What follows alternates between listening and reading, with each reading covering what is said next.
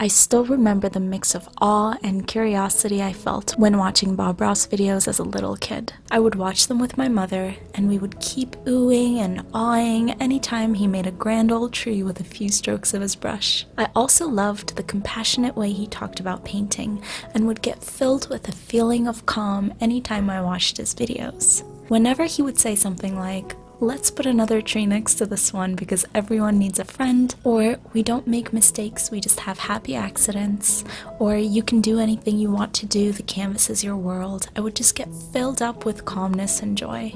And he did keep saying that anyone could paint using his techniques, but honestly it never truly occurred to me that I could paint with him, so for many years I stayed a passive viewer. And then one day I was browsing through YouTube and came across a video of a popular YouTuber trying to paint with Bob Ross.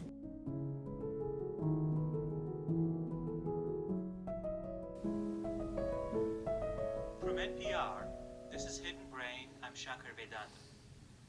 After I watched this, it all of a sudden dawned on me that I could do the same thing, so after quickly researching materials online, I went to my local Michael's, got home, and painted my first ever Bob Ross painting. I have a Turkish YouTube channel as well, where I shared a video of myself doing this, as well as many other painting videos that were all painted with Bob Ross. And since posting these videos, I've received many questions from my Turkish audience about their desire to start painting as well, and of course their concerns about painting which are stopping them from starting. Mainly, I hear people say, "I'm not talented enough, so I don't think I can do it even though I want to," or "I'm worried about not being good at it, so I can't start," or "I don't know exactly what I need to do, so I need your suggestions before I can start." And behind almost every one of these questions, as someone who has a Ph.D. in psychology and is especially interested in the effects of our thoughts and feelings on behaviors, I can't help but notice a pattern. It seems that many of these concerns stem from perfectionism, and for a good reason. Before we start something, we often want to know that we'll be successful at it. We want to be rewarded for our efforts as soon as possible. And honestly, this often isn't a problem on its own. In fact, this type of desire for success can often motivate us to be more successful in life. But I think if these types of thoughts actually stop us from being able to start something that we really want to do, then this perfectionism, of course along with the fear of failure that's attached to it, can become an obstacle, not a motivator. Now let's first talk about the thought, "I'm not talented, so I don't think I can do it." There are a couple of things I'd like to say about this thought. First is the idea that we can't do something unless we have something innate that enables us to do it, like talent. Now, of course, in traditional media, social media, or even day-to-day life, we only really see the end result of someone's hard work. We look at a painter's Instagram account and only see their absolute best work, and we think, "Wow, she's so talented." Or we read an academic paper that's already been published after rounds and rounds of edits, and we think, "Wow, this person is such a good writer, they must write so easily."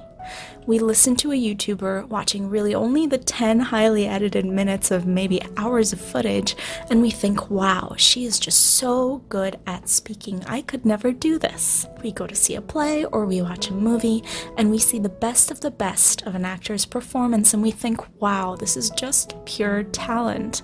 But we don't really see all of the mistakes they made along the way, their failures, how long they had to work for what they did, and this naturally leads us to just make an assumption that there must be something innate that they have, a talent that just makes them so good at what they do, while unintentionally ignoring the amount of work that went into it and all of their past failures and mistakes.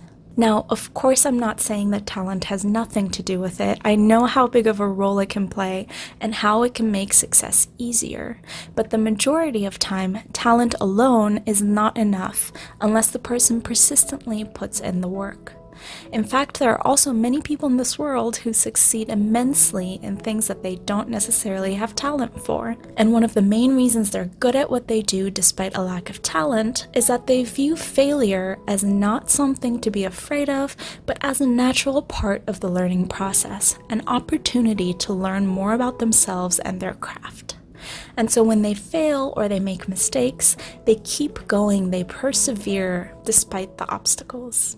And this perception that we have that makes the talent more salient in our minds than the effort also leads us to compare our first attempts to other people's 100th or 1000th attempts. We try something for the first time and we compare it to the work of someone who has been working on it for years.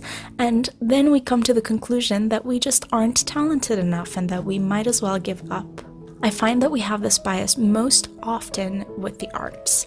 Now, most people can easily tell you that you need to work hard at math to become good at it, regardless of how much talent you have for it, but find this easier to forget when it comes to becoming good at things like painting or playing an instrument. So then we lead ourselves to believe that hobbies like painting can only be enjoyed by people who are talented.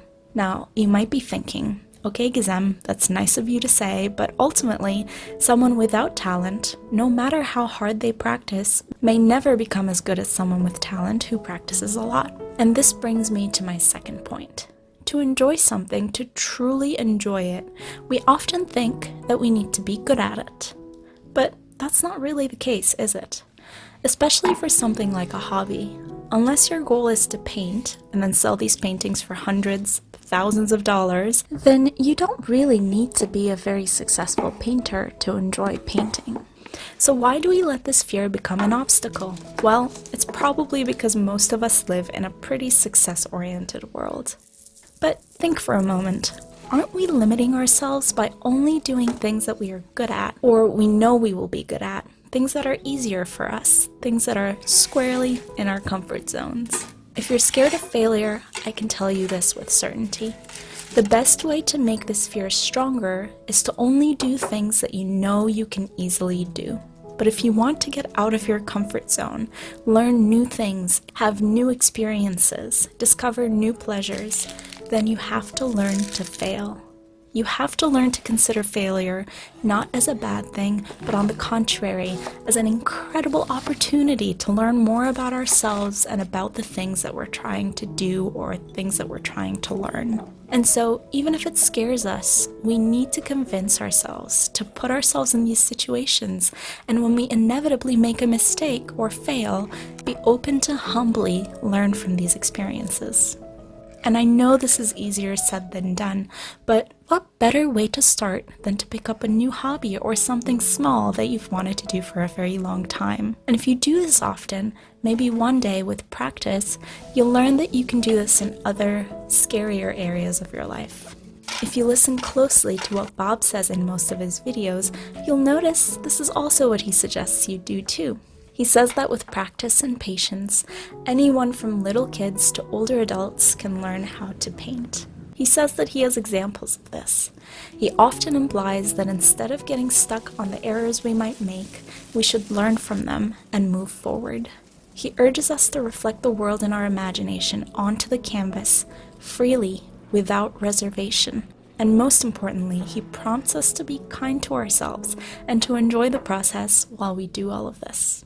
If you also have a hobby that you've wanted to try for a while but haven't been able to start due to perfectionism or fear of failure, my only advice is this: start now. Do it not for others or for what you think others might expect from you, but for yourself. Do it not for success, but for learning, for enjoyment.